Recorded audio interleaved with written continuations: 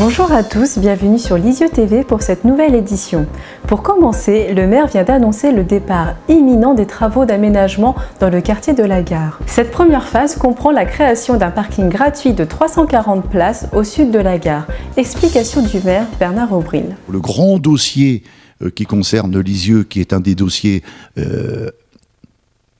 prioritaires, c'est la gare. La gare, c'est parking, c'est le bâtiment voyageur, c'est l'accès au quai, c'est la place Sémar. Et la première de ces 4 phases-là, c'est la construction d'un parking gratuit 340 places, avec des places, avec des bornes pour les véhicules électriques. Eh bien, nous avons travaillé, nous avons le résultat, même si certains nous ont mis des bâtons dans les roues pour retarder de 3 semaines ou un mois, mais ça y est, l'obstacle est passé, la personne en question n'a pas eu gain de cause, et donc les travaux vont démarrer ce mois-là avec la construction du pont qui enjambe le Gradin. Ça veut dire que pour nous, le dossier gare, ça y est, il commence. Même si avant, il était déjà commencé en termes administratifs, études, etc. Maintenant, concrètement, sur le terrain, il va démarrer. C'est un chantier qui va durer plus d'1 an, je pense que ça va durer plus d'1 an. Mais ça démarre là. Moi, ce qui compte, c'est que ça y est, c'est parti. Une fois que c'est parti, eh bien, c'est les réunions de chantier, il peut y avoir des contraintes, des surprises, mais l'essentiel, c'est que ce soit démarré. Le week-end dernier a eu lieu l'Extrême Show au Parc des Expositions. Le public est venu nombreux pour assister au grand spectacle, comme le témoigne Christophe Léopold, alias Duke. Bah oui, pour l'instant on est vraiment satisfait surtout de ce qui s'est passé hier soir. Le public a répondu présent à l'événement. On a eu beaucoup de monde hier soir, le temps était avec nous. On avait choisi des acrobates de Redon, donc ce qui fait qu'il y a eu un super spectacle. Là cet après-midi les gens arrivent encore en masse, donc il est encore vraiment tôt. On pense qu'on va faire aussi pas mal de monde aujourd'hui.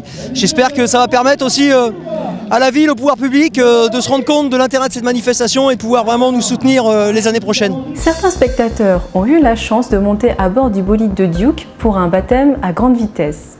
Sensation, c'est génial. Niveau sensation, ouais, c'est le top quoi. En plus, il assure. J'ai déjà une moto, donc ouais, ça aide quoi. Mais là, non, parce qu'en plus, il y a le pilotage qui compte et non, c'est super. Franchement, c'est bien. L'Extrême Show sera-t-il renouvelé l'année prochaine? L'ancien pilote de rallye est assez dubitatif. On l'espère, maintenant ça a été relativement compliqué avec des soucis internes et un manque d'aide de la mairie de Lisieux. Avec, je pense, ils ont des bonnes raisons. Maintenant, voilà, on leur a prouvé de ce qu'on était capable de faire et qu'il y avait un public pour ça, une réception. J'espère qu'ils seront à l'écoute de ça et que, éventuellement, on aura une aide les années prochaines pour éventuellement réorganiser ici. Et si ça ne se fait pas ici, de toute façon, on refera un Extrême Show. Pourquoi pas une ville qui pourrait nous accueillir comme Pont-l'Évêque, que je tiens à remercier d'ailleurs parce que Pont-l'Évêque, on a eu un souci de barrières, il nous manquait des barrières et Pont-l'Évêque nous a dit ouais nous ok on en a, voilà, on a des barrières et on vous les prête gracieusement, donc je les remercie grandement parce que ça a permis vraiment d'avoir une ligne droite plus longue et de pouvoir mettre le plus de public possible, et malgré ça on a manqué de place hier soir. En tant qu'organisateur d'événements, c'est notre deuxième organisation cette année, donc ça nous prend énormément de temps. J'essaie de m'entraîner l'hiver, après en saison, dès qu'arrive le mois de mars, ça devient compliqué. Je sais que vous avez Joy par exemple, c'est un pilote qui arrive à s'entraîner entre 1h30, 2 heures par jour. Moi c'est quasiment ce que je fais des fois dans le mois. Bon, lui a 23 ans, moi j'en ai 42, donc je bénéficie de mon expérience et du nombre d'années et d'heures sur la moto par rapport au nombre d'années. Mais l'idéal, ce serait de s'entraîner au moins entre 8 et 10 heures par semaine. Samedi 6 septembre a eu lieu le Forum des associations Place Boudin des Vergers. 90 associations ont présenté leurs activités au public.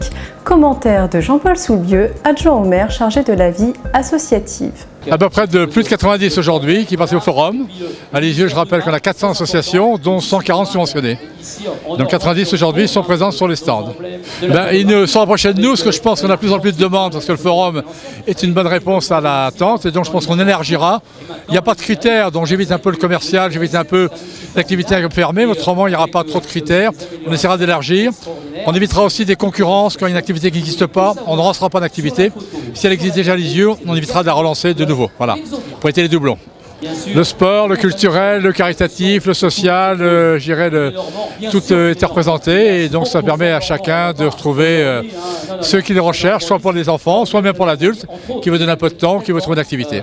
Le jeune Alex Besnier a pu présenter pour la première fois son association de danse hip-hop.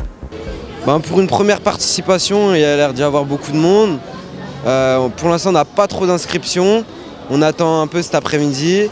Et beaucoup de gens ont été intéressés, ils ont pris des informations. Et on propose un premier cours la semaine prochaine, le mardi et le vendredi, de 18h à 20h. Donc tout le monde est le bienvenu. Pour rappel, la piscine Le Nautile est fermée jusqu'au 12 septembre inclus. Elle réouvrira ses portes le 13 septembre à 14h. Pour finir, quelques rendez-vous de la semaine.